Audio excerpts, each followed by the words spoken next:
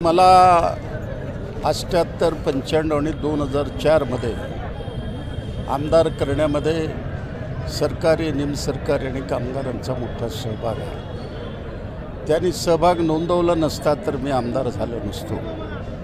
म्हणून माझी नैतिक जबाबदारी आहे, माझ्या पेन्शनमधून 1,01,000 रुपये त्यांना दिलेला आहे। मी आज तुमच्यापुढे अशी मागणी करत आहे, राज्याचे मुख्यमंत्री, राज्याचे उपमुख्यमंत्री, एकूण आपल्या राज्यामध्ये 775 माजी आमदार, त्यांचे वारसदार यांना दर वर्षाला 70 कोटी, महिन्याला 50,000, 60, 70 लाख, 1.25 लाख, 1.5 लाखपर्यंत दिलं जातं। तर या अधिवेशनामध्ये माजी आमदाराचं पेन्शन 0 करा अशी माझी ऐतिहासिक मागणी आहे।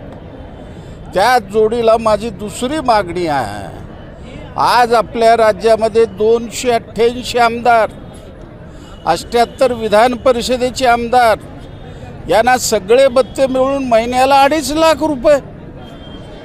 मला हे सांगा, सर्वे आला 90% लोकप्रतिनिधी हे कोट्याधीश आहेत, त्यांना मानधनाची काय गरज आहे, विमान प्रवासाची काय गरज आहे, रेल्वेच्या प्रवासाची काय गरज आहे, त्यांच्या गाड्यावर व्याज माफ, त्यांना पाहिजे त्या सवलती। म्हणून आज मी मागणी करत आहे सरकारकडे, ताबडतोबीनं 50% त्यांच्या वेतनामध्ये कपात करा।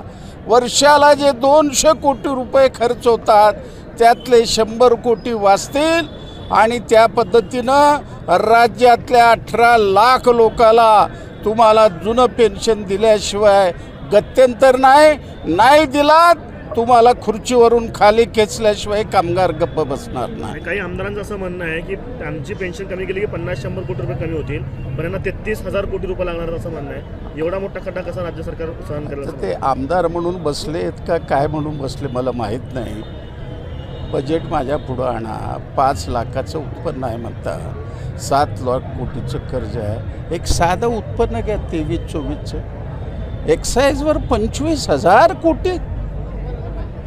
तुम्हाला मुंबई ही कुबऱ्याची नगरी आहे, या नगरीमध्ये 50,000 कोटी जमा करणं अशक्य आहे। अरे माझ्या हातात बजेट द्या, एका आठवड्यामध्ये 50,000 कोटी जमा करून दाखवतो, सगळ्याला पेन्शनची तरतूद होईल। कसली चेष्टा करता लोकांची। एबीपी माझा, उघडा डोळे बघा नीट।